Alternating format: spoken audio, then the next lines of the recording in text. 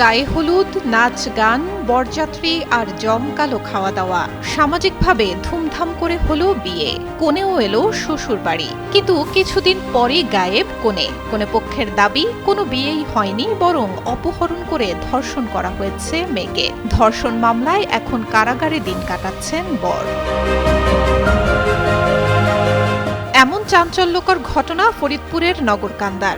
গত ২২ মে মনোহরপুর গ্রামের তরুণ কাঠমিস্ত্রি রুমন খন্দকারের সঙ্গে পারিবারিকভাবে বিয়ে হয় শঙ্করপাশা গ্রামের ১৫ বছরের মেয়ে মিলা আক্তারের। সুস্থ জীবন, সুন্দর পৃথিবী। কনে অপ্রাপ্তবয়স্ক হওয়ায় সামাজিকভাবে অনুষ্ঠান হলেও আপাতত স্থগিত রাখা হয় কাজী রেজিস্ট্রি বা কাবিন।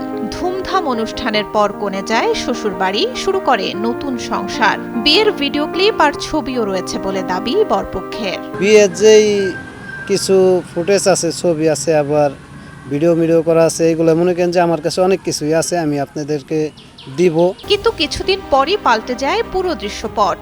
শুরু হয় দাম্পত্য কলহ, কনে চলে যায় বাবার বাড়ি। এরপরই পুরো বিয়েকেই অস্বীকার করে কনে পক্ষ।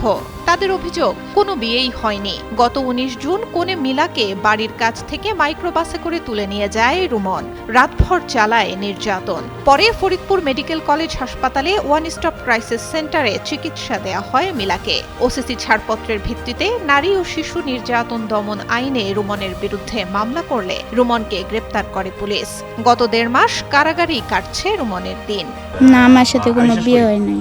না, আমার কোনো বিয়ে হয় না, আর আমার কারোর সাথে সম্পর্কও নাই। আমি দাঁড়ায় রয়েছি, ওই জায়গায় একটা মাইকো এলো সাদা, ওই মাইকোতে করে আমার উঠিয়ে নিয়ে চলে গেছে। তারপরে ওকে বাড়ি নিয়ে হেরে আমার ইচ্ছার বিরুদ্ধে আমার সাথে জবরদস্তি করে ধর্ষণ করলো। আমার অনেক ব্লাডি হয়েছে। তারপরে রাতের বেলা আমার অনেক হয়েছে, মানে নির্যাতন হয়েছে। তারপরে আমি পরের দিন সকালবেলা আমিও ঘুমাই রয়েছে। তারপর ওই বাড়ি থেকে আমি পলায়ে চলে এসেছি। রাস্তা দিয়ে চলে গেছে, তার কি মাইক করে নিয়ে গেছে, নিয়ে করছে। আমি গরিব মানুষ, আমি বিচার চাই না। অন্যদিকে রুমনের পরিবার জানায়, বিয়ের কিছুদিন পরই আচার আচরণে পরিবর্তন আসে মিলার। জানা যায় অন্য এক তরুণের সঙ্গে সম্পর্ক রয়েছে তার। এরপর সে একাই চলে যায় বাবার বাড়ি। স্থানীয় বিচার সালিশের মাধ্যমে তাকে ফিরিয়ে আনা হলেও ফের বাবার বাড়ি গিয়ে বন্ধ করে দেয় সব যোগাযোগ। প্রায় ১ মাস পর ২ জুলাই গভীর রাতে রুমনকে নিজ বাড়ি থেকে গ্রেপ্তার করে পুলিশ। শুনে সবাই কথাবার্তা করে গাইজনে কথাবার্তা আনার পর ৪০ জন লোক গেছে আমরা সেই বাড়ি। তারা আমার বাড়ি ২৫ জন লোক আইছে। ছেলেটা বন্ধু রয়েছে, মিথ্যা মামলা দিচ্ছে, উঠেই আনছি দশজন সবাই দেখছে। অনুষ্ঠান করে বিয়ে করেছে আমার একটাই ছেলে।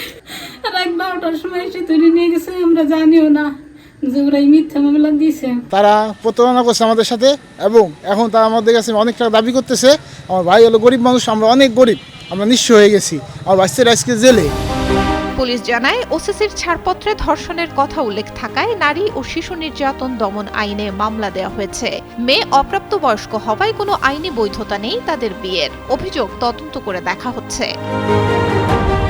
এদিকে নগরকান্দা উপজেলা নির্বাহী কর্মকর্তা জানান, বাল্যবিবাহ ঢাকতে কাবিন না করার সুযোগ নিচ্ছে কনের পরিবার। এমন অনৈতিক প্রক্রিয়ায় কোনো কাজে যুক্ত থাকলে তার বিরুদ্ধেও কঠোর আইনি ব্যবস্থা নেওয়া হবে বলে জানান তিনি। বিয়েতে রেজিস্ট্রেশন অবশ্যই বাধ্যতামূলক, এবং যারা কোথাও যদি কোনো কাজই এ ধরনের অনৈতিক কাজ করতে চায় বা সহায়তা করে, সেক্ষেত্রে কিন্তু আইনের ব্যত্যয় হবে, এবং আমরা সেক্ষেত্রে তার বিরুদ্ধে পদক্ষেপ নিব। ছেলের মুক্তি ও নিরপেক্ষ তদন্তের দাবি জানিয়েছে রুমনের পরিবার। সত্যি অপহরণ ও নির্যাতন, নাকি আইনি সুযোগ নিয়ে সাজানো নাটক, এমনটি প্রশ্ন স্থানীয়দের। সুলতানা সুরমা, যুগান্তর নিউজ।